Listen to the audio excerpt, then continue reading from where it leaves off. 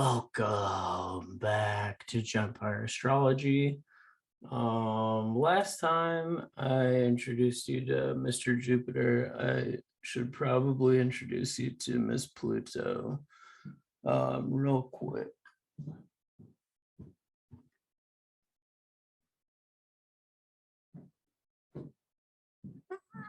Look how cute she is. Ooh. Say hello. She only has one eye, but she has a whole heart full of love. Don't you? That's a good girl. Back to bed.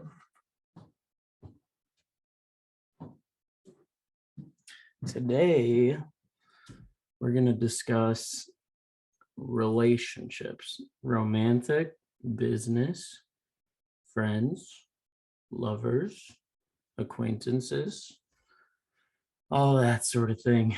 If you didn't watch the first video about the birth chart, the natal chart, watch that first because you got to understand you, before you can understand we. You got to know where you're coming from before you know where you're going.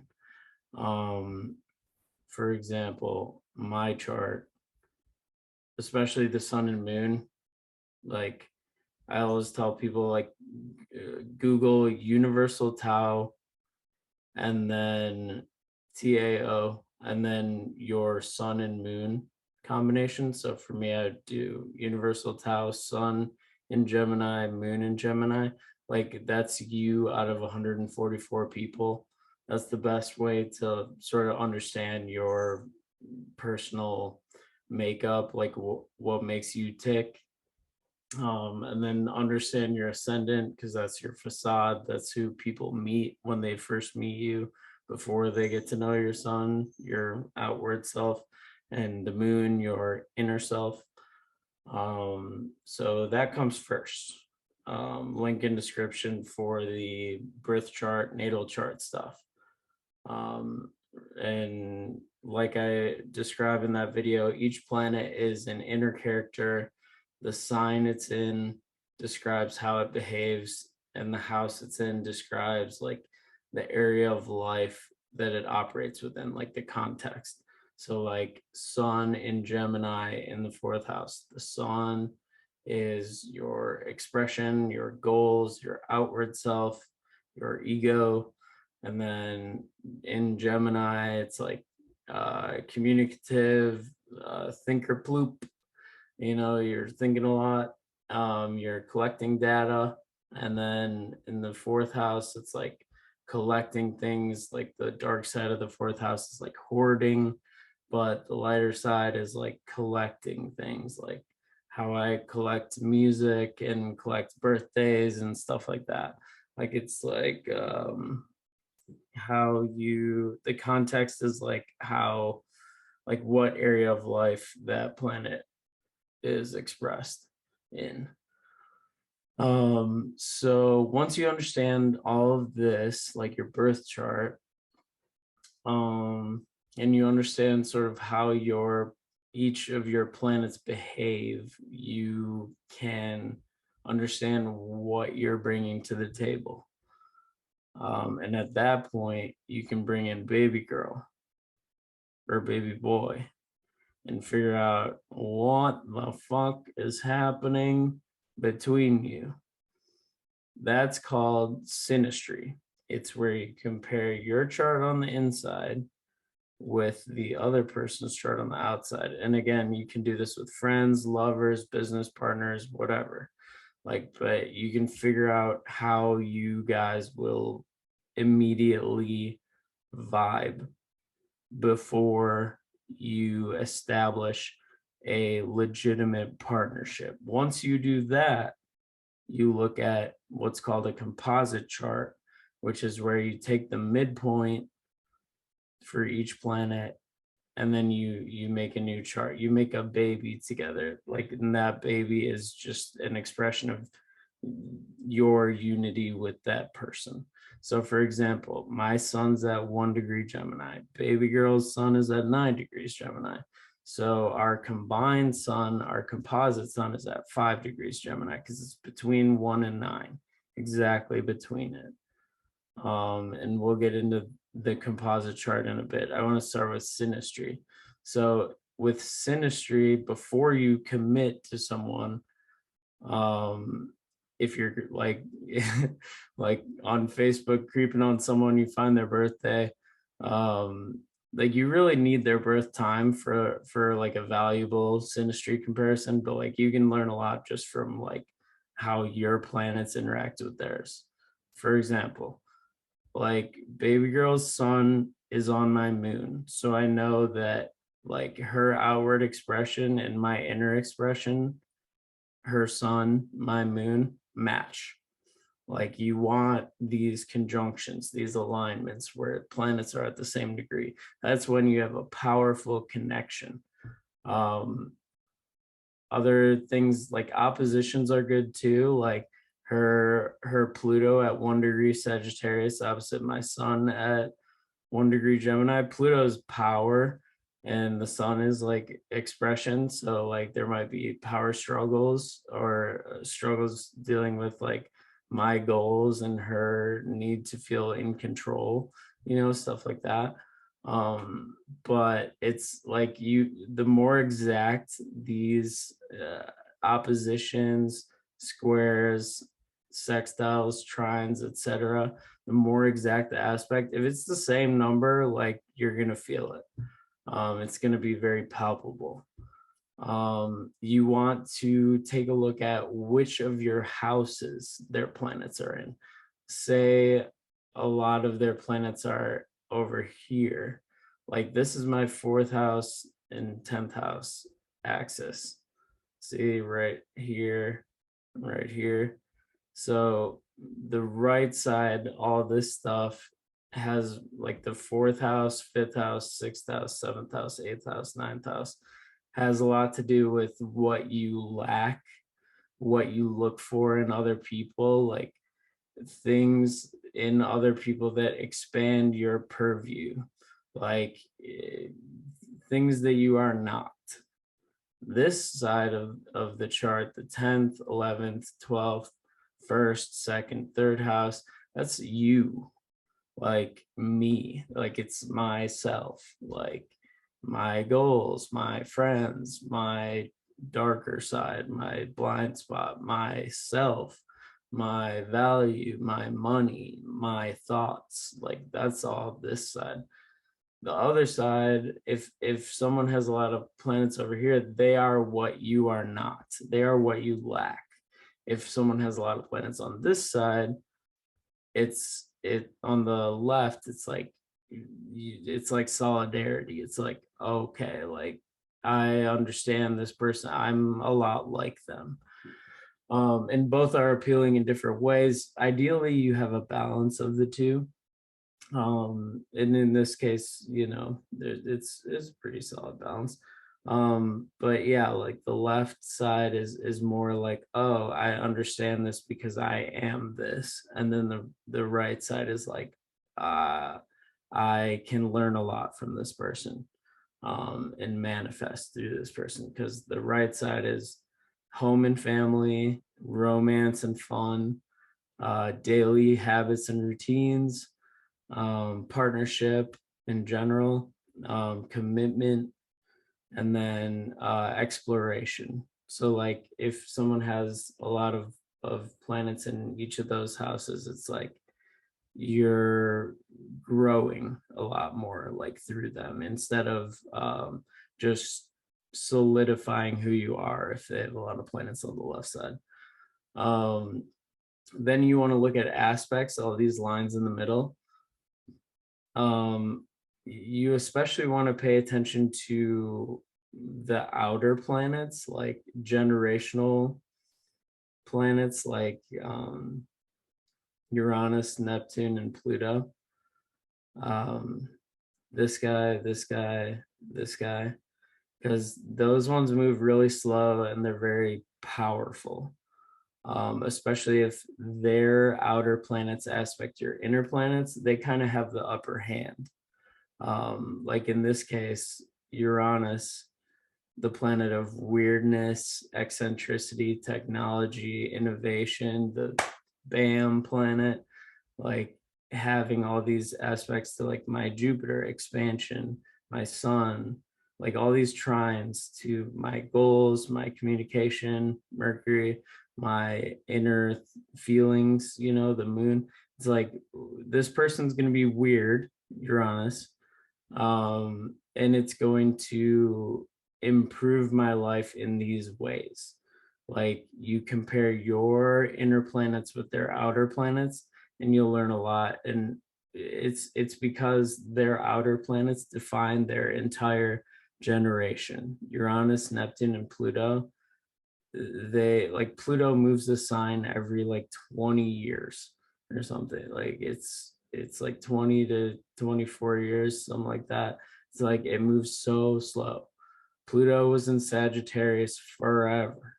And like same with Neptune, especially, and Uranus moves a little quicker since it's closer to the sun and Earth. But it's like these planets move very slowly. They define an entire generation. Like Gen Y, like the millennials, had Uranus in Capricorn. They were kind of the pivotal. Capricorn is hard work and Uranus is technology. So it's like we're the people that had to deal with all this weird like bullshit with the transition between learning on a chalkboard and learning on computers. Whereas like Gen Z, it has Uranus in rulership in Aquarius. It's like they are learning completely online. Like all the kinks have been worked out. Like they never got to play outside, unfortunately, but like they were given the opportunity of being digital natives. They always had the internet. Like the internet basically came out when I was born and around 93, like for regular people, like the personal computer and the internet and stuff. Like that was when Uranus changed signs and went into Aquarius. That was when the Commonwealth got access to it. Whereas when it was in Capricorn, it was like for Gen Y, it's like, oh, like we have to put in the work to like figure this shit out. But anyway, so that's just one example of a generational planet like affecting an entire group of people. So it's like this person's weirdness is generational. It's in Aquarius, the sign of weirdness and eccentricity. Like it's not a bad thing. It's a planet being in rulership like Uranus and Aquarius means it's even more powerful. The planet of weirdness in the sign of weirdness. So you want to pay attention to rulerships and exaltations. And let's see. So rulerships and exaltations. Planetary rulerships and exaltations. Hey, look, a kitty. So knowing these is very helpful. Sun is in dominance in Leo, Moon in Cancer, Mercury in Gemini, Virgo, Venus in Libra, Taurus, Mars, Scorpio, Aries, Jupiter, Sagittarius, Pisces, Saturn, Capricorn, Aquarius, Uranus, Aquarius, Neptune, Pisces, Pluto, Scorpio. Those are rulerships. That's where the planets are the most comfortable and it makes them stronger. So if someone has a planet in that sign, if any of these apply, it's going to be strong. And it's going to be even stronger if it's exalted. Sun in Aries, oh my God, like they're going to be a leader. Moon in Taurus, they're going to be a valuable inward like they're going to know what's worth their money and time. Mercury in Virgo, nothing's going to get past them. Their headspace is going to be very strong. Venus and Pisces, Venus and Pisces is like Chuck E. Cheese candy. It's like the valuing the rewards of life. It's like dessert. Mars in Capricorn, they're going to climb that mountain. Jupiter in Cancer, family is everything. Saturn in Libra, they're a good judge of character and sort of very balanced person. Fall is the worst sign that a planet can be in. Sun in Libra, it's like they don't quite value themselves enough. They're valuing the other. Moon in Scorpio, their moon is emotion. Scorpio is 1 or 0 intensity. It's like these are struggle aspects. Fall and detriment, it's like those planets are weak. Exalted or in rulership, planets are very strong. So when you're looking at synastry, if a planet's in rulership or exaltation, they're a force to be reckoned with, and they're stronger. So in this case, Uranus and Aquarius is in rulership. So it's like the weirdness is innovative, and like avant-garde, like it on the cusp of, it's like what's the expression? It's like the point of the spear. It's like the forefront of innovation. So this person will be very eccentric and like surprise you a lot. And in this case, it's like trining my Jupiter. So like my Jupiter is in the 8th house of like other people's money and commitment. So like her weirdness enhances my commitment. Her weirdness and eccentricity enhance my ability to express myself, my ability to think good, and my ability to feel good. It makes me comfortable. That's what all these blue lines are. Yeah, red lines, again, the oppositions are compromise. The shorter red lines are conflict, like her Jupiter to my Venus. We might spend a little too much money together, because my Venus in the 2nd house has to do with like my wallet. Her Jupiter in my 12th house. 12th house is the blind spot. Her Jupiter being there in my idealism land, it's like, okay, I gotta work Capricorn to stay realistic when it comes to money with this girl, because I'm gonna want to spend it all the time and go to Wisconsin Dells and go to the casino and just throw money around. But I, especially with Venus and Aries and detriment, my Venus is weak here. It is very vulnerable. Her Jupiter is also weak in Capricorn.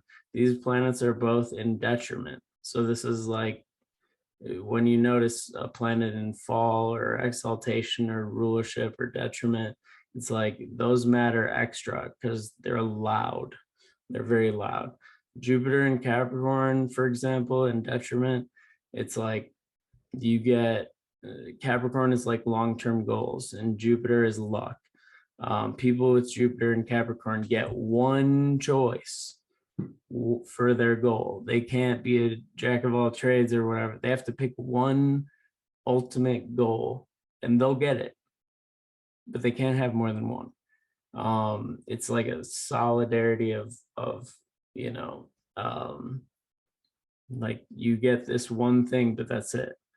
But you'll get it for sure, because Jupiter is luck and fortune and getting there.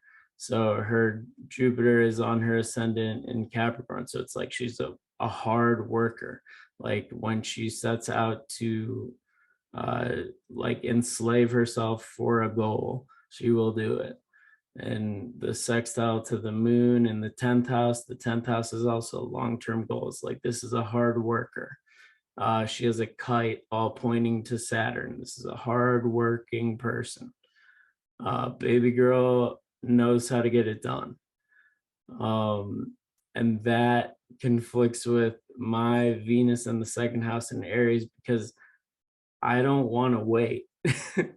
I want it now, but she's willing to wait. So there's like a little bit of a conflict there, and we have to work towards like alleviating that conflict by, for me, being more patient, and for her allowing me to be a little more impulsive.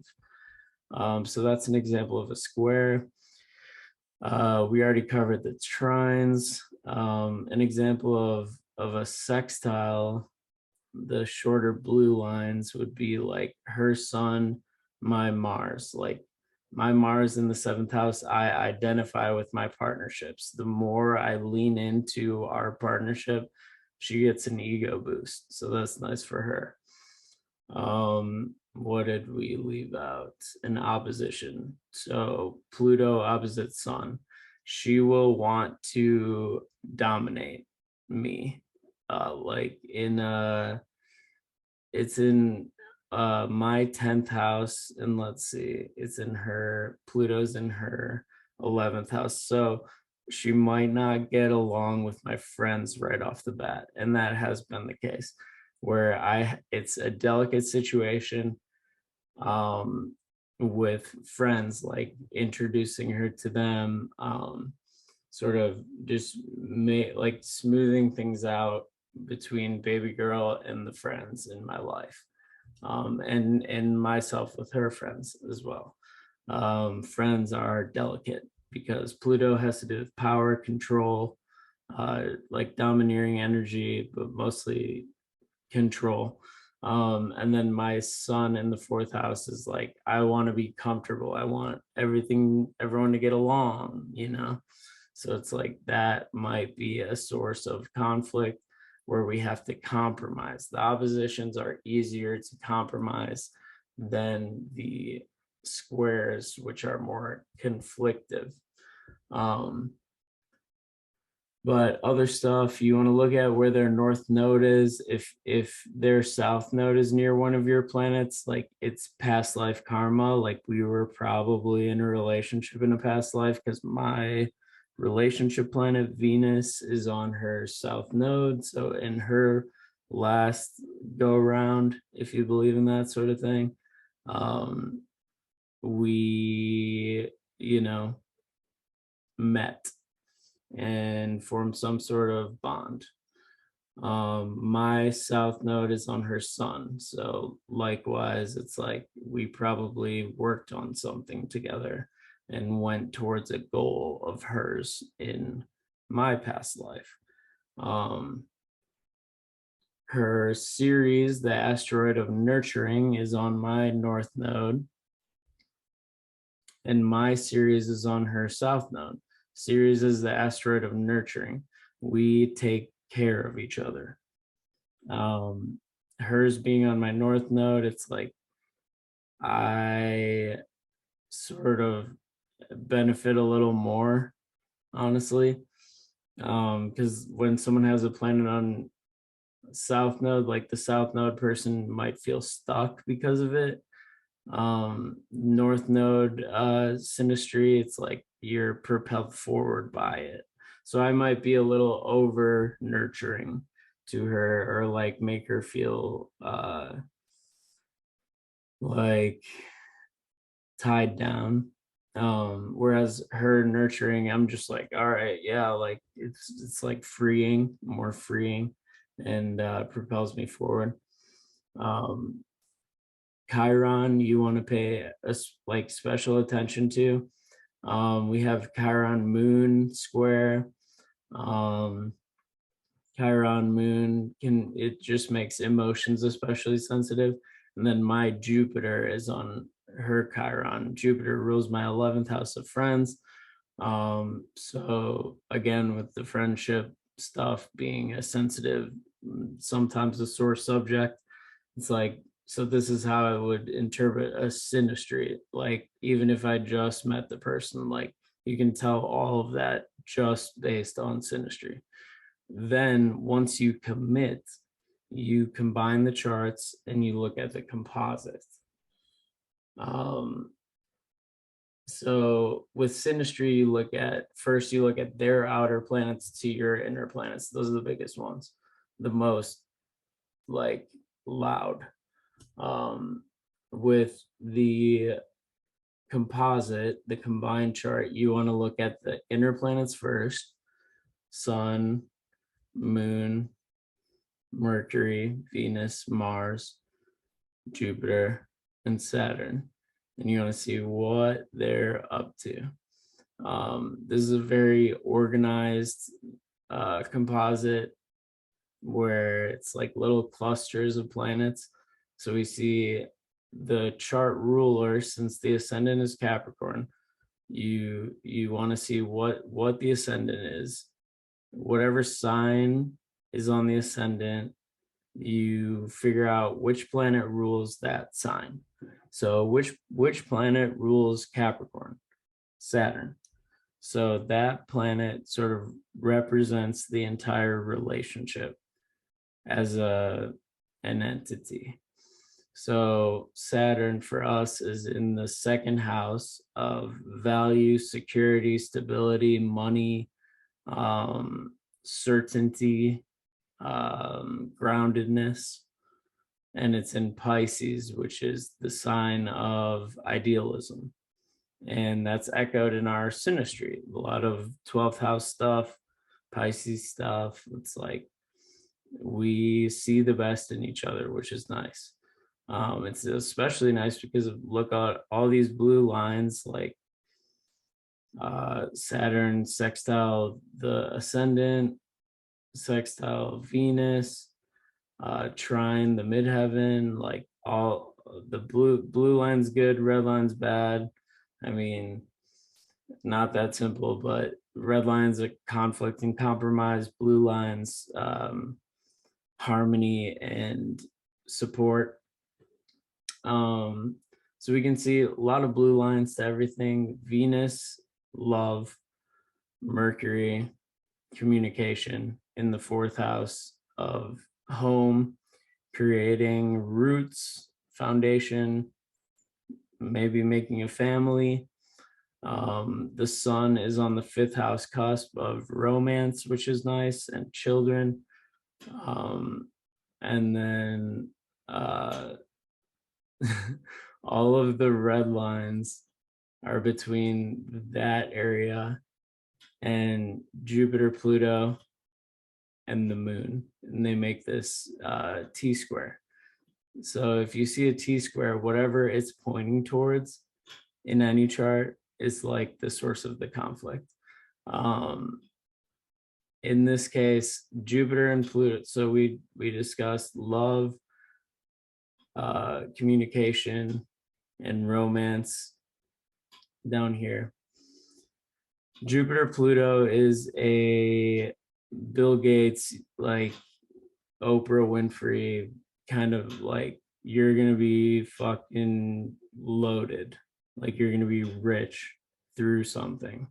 Like Jupiter is luck and abundance. Pluto is like other people's money and like wealth and stuff. Like Jupiter conjunct Pluto. Let's see what the interpretations say. Jupiter conjunct Pluto. Enthusiasm to live life to the fullest. Whatever you do it in a big way. Keep your egos under control and you'll achieve more than anyone else and be great leaders. Like in the 10th house of work. So again, she is a workhorse. I'm a workhorse. We both have Capricorn ascendant. So our composite ascendant is in Capricorn. It's like we're going to work really, really hard and manifest like extreme Pluto abundance, Jupiter. North Node being on the 10th house cusp is also significant. It's like our public image is kind of like destined in a weird way. Like the North Node is destiny, the cusp of the 10th house is like your public persona. The interpretation says, this is a quest for dignity in the eyes of the world. Your role in public life is highlighted. This could be linked to your chosen professions or your jobs, voluntary positions in groups, or your role as parents. You are likely to experience life lessons in these areas. At the same time, you may be given opportunities that require you to let go of some of your personal needs, which is 4th house stuff, personal needs.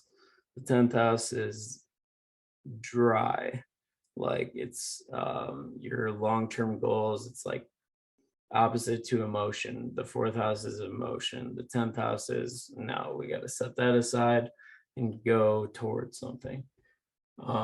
You may move home in order to make a better life for yourself. Yeah. So the 10th house is like, what do we got to do to get it done? The 4th house is home, family, roots, foundations, comfort. So all of these oppositions have to do with that conflict within our relationship. And then the square to the moon from both of these, since the moon rules the 7th house, because Cancer is on the cusp and the moon rules Cancer, has to do with our relationship with other people. Having the composite moon in the 7th house suggests that, like, as a unit, our relationship with other people, like with her friends, my family, her family, and stuff, it's like the moon is sensitivity and your innermost self. So, and the 7th house is relationships in general. So like the relationship itself, like, carries a lot of weight for us and for the people that we surround ourselves with. Like, it's like heavy. It says you put a lot of time and energy into searching for the right person to share your life, and you've found it. The life of the single person isn't an easy one for either of you. You can be quite restless in your endeavor to stay with your partner. Once you're married, then you're sensitive to the feelings of your partner, or once you're committed and you're keen to put them at their ease. Like, there's a lot of tension between you to feel comfortable when the moon is in the 7th house in a composite chart. You're likely to either adapt your behavior to please your partner or to rebel against his or her influence. You must constantly assess the other person's priorities and work towards a balance. 7th house is balance between loving compromise and self-assertion. So asserting yourself is the 1st house, and compromising and pleasing the relationship is the 7th house.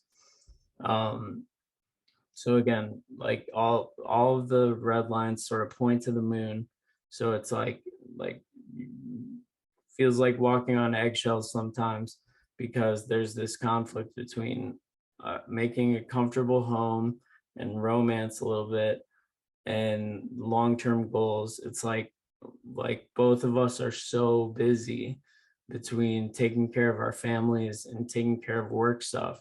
It's like making time for the other person is difficult sometimes, because we have so many goals and we have such big dreams for like home life. So that's where this red triangle comes in. The blue lines have to do with like Saturn trying the midheaven, just means like we're gonna achieve big things. Jupiter and Pluto in the 10th house echoes that. Neptune and Uranus on the 1st house cusp suggests that we're gonna be weird as a unit. We're gonna be unconventional. We are like close but far. Like we hang out like once or twice a week only. She lives an hour away from me. It's like close but far vibes, because it's in Capricorn, the sign of work. We both work. She works like 50 hours a week. I have 3 jobs. Like we can't be together all the time, but it works because you see all these blue lines to that. It's like that's what supports our rich home and work lives as a couple. Neptune near the ascendant implies that we like to escape together. We really enjoy like Netflix and chill vibes. We really enjoy just like escapism in general. It's like, like going out or just staying in, and like it's just us, and we don't have to deal with the outside world. We just escape, and we're in this little like heaven in a box. Lock the door, and she becomes my backpack, and I'm always the little spoon. It's great. It is very much and there's all blue lines to Neptune as well, like especially Venus to Neptune. It's like rich escapism vibes. Like it feels like we're the only two people that exist. It's nice. Saturn in Pisces implies the same thing. Pisces is also escapes. It's like creating a paradise together in this case. So that's nice.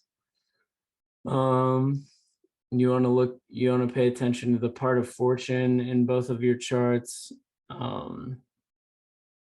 If someone has a planet near your part of fortune, they are very fortunate for you. Her Jupiter, which is the planet of luck, is on my part of fortune. So her hardworking nature brings fortune into my life. And then her Jupiter's on my Neptune, which is escapes. So again, with that vibe. And then on my Uranus weirdness, we bring out the weird in each other. And then her part of fortune is on my Juno, which is the asteroid of partnership. So our partnership enriches her in that way. And it's on my descendant as well, which implies partnership. So that's kind of everything that I would pay attention to looking at Synastry and Composite with two people. I know that was a lot of information. But yeah, this program is Astro Gold. I also recommend astro.com. You can go and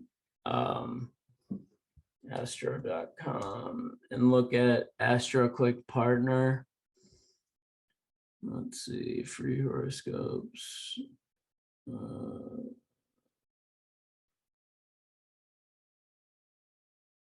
Astro Click Partner under love and relationship. And then you can put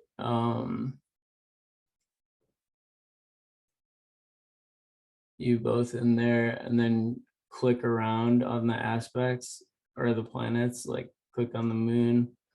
It'll tell you like moon's in the 7th house right there. Sun is square moon, sun, red line, moon square Pluto. And then you can click on these things and it'll tell you all about each one. So that's a solid resource, especially in the beginning as you're learning to understand a composite chart once you guys have forged a legitimate bond. And it's funny, I pulled a tarot card right before this video, and it was the Ace of Cups, which represents beginning emotional bonds. So there you go. That's Synastry and Composite charts. Any questions, direct to my email or my phone number, which I will put in the description. Feel free to reach out for readings, etc., etc. I hope you guys learned something here. I know it was kind of a lot, but that's everything I got. Cheers.